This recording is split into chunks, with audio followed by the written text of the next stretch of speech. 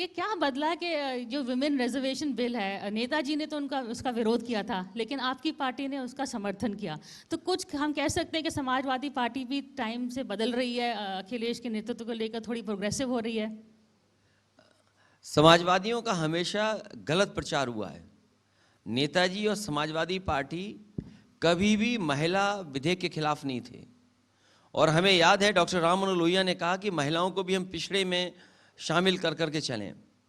और जब कभी भी बिल आया तो हम लोगों ने कहा कि कुछ संशोधन हम लोग चाहते हैं।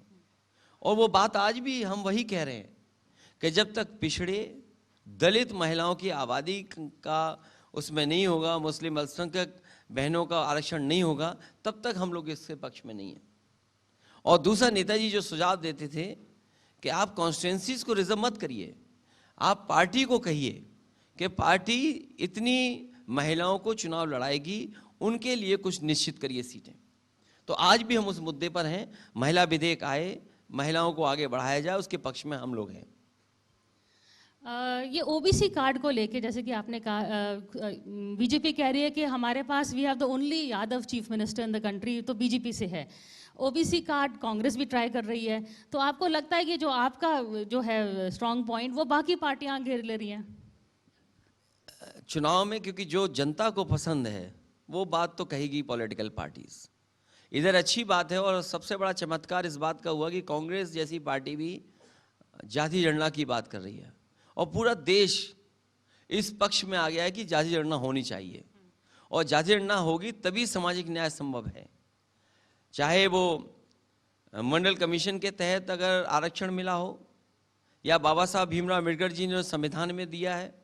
हमें उम्मीद है कि देश के ज़्यादातर दल अब जाति जनगणना के पक्ष में आ गए हैं, और कुछ दिनों के बाद जब कभी सरकार बनेगी, मैं समझता हूँ बहुत सारे दल ऐसे होंगे जो इस पक्ष में आएंगे। और जब कभी सेंसस होगा तो उसमें जाति जनगणना शामिल की जाएगी, जिसमें पिछड़ों की भी जाति गिनी जाएगी।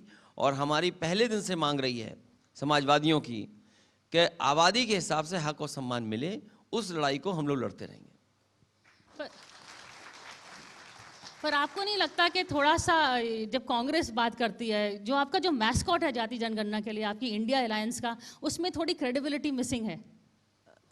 कांग्रेस के लिए कभी स्वीकार नहीं करेगी जनता।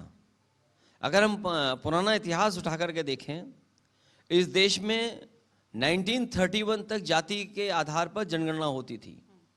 और जब मंडल कमीशन बना था तो 1931 में जो कास्ट सेंसस हुआ था, उसी के आधार पर उन्होंने अपनी कमीशन की रिपोर्ट तैयार की थी। और उसके बाद जब देश आज़ाद हो गया, तो आज़ादी के बाद सबसे पहले अगर किसी ने जाति जनगणना को रोकने का काम किया तो वो कांग्रेस पार्टी ने।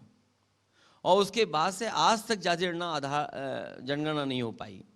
मुझे वो दिन भी याद है जब लोकसभा में सेंसस को लेकर के, कास्ट बेस्ड सेंसस हो, उसके लिए बहुत सारे दल सामने आए थे। उस समय कांग्रेस ने आश्वासन दिया था कि कास्ट सेंसस हम कराएंगे, लेकिन जब सेंसस हुआ तो जाति जनगणना नहीं कराई गई। तो कांग्रेस की जो क्रेडिबिलिटी है कास्ट सेंसस को लेकर के, आरक्षण को लेकर के, मैं समझता हूं जनता उससे सहमत नहीं है। प्रॉब्लम यही है ना कि कांग्रेस की काफ़ी चीज़ों से जनता सहमत नहीं है, और आपके इंडिया अलायंस के जो गठबंधन है वो भी लोग सहमत नहीं है। So how are you going to have a credible alliance? आप खुश हैं इंडिया अलायंस से? अभी जो हार हुई है उससे कांग्रेस के अंदर बदलाव दिखाई दे रहा है। हमें उम्मीद है कि आने वाले समय में कास्ट सेंसस होगी। पर किस तरह का बदलाव, थोड़ा समझाइए, किस तरह का बदलाव? उनके एटीट्यूड का आपको लगता है कि जो बिग ब्रदर एटीट्यूड है वो बदला है? पहले कुछ अहंकार दिखाई देता था, अब अहंकार खत्म हो गया है।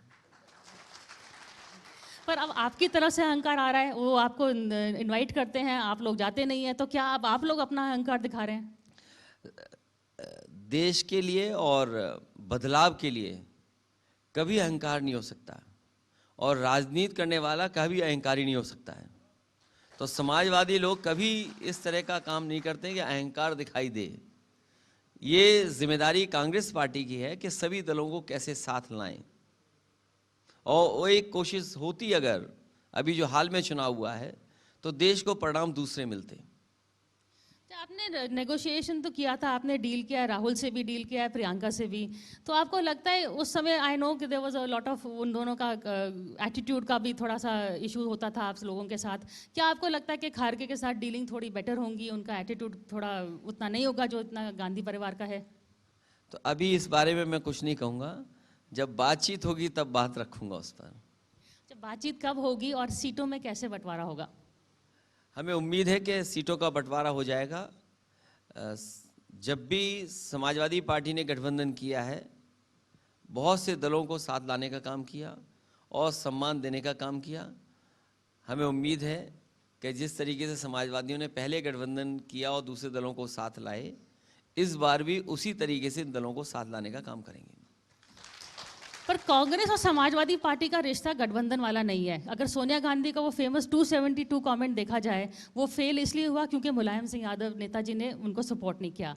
आपने जब उनसे गठबंधन की कोशिश करी तो आपने उनको 100 सीटें दी, बड़े दिल की दोस्ती की है, मैं आपके वर्ड्स यूज कर रही हूँ, उन्होंने वो डिलीवर नहीं कर पाए। तो ये गठबंधन बन ही नहीं रहा है, तो आप क्यों कोशिश कर रहे हैं बनाने की? गठबंधन इसलिए बनेगा, इस देश का किसान चाहता है खुशहाली आए। बीजेपी के लोगों ने ये सपना दिखाया था कि किसानों की आय दोगुनी हो जाएगी।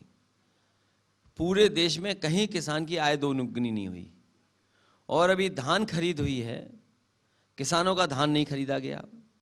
लगातार बड़ी बड़ी कंपनियों को छूट दे रही है भारतीय जनता पार्टी, और इतनी छूट दे रही है कि वो किसानों को एक्सप्लॉइट कर रहे हैं, और इस हद तक एक्सप्लॉइट कर रहे हैं कि उन्हें अपनी कीमत भी नहीं मिल पा रही है।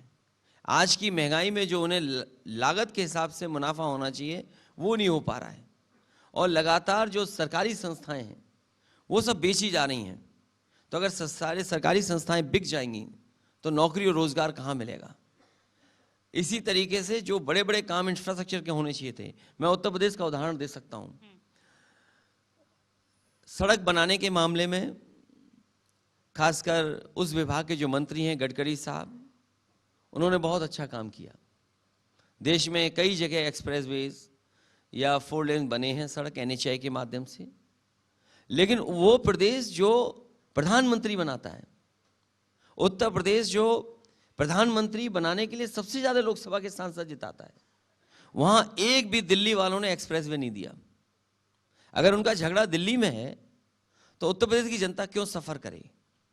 अगर ये दावा करते हैं कि दिल्ली से मुंबई का जो इंफ्रास्ट्रक्चर तैयार हो रहा है एक्सप्रेसवे का, वो 1 लाख करोड़ का है, और भी एक्सप्रेसवे बने हैं तो मैं मान लूं 1.5 लाख करोड़ खर्च हो चुका है, और एक्सप्रेसवे में 2 लाख करोड़ खर्च हुआ है केवल एक्सप्रेसवे में।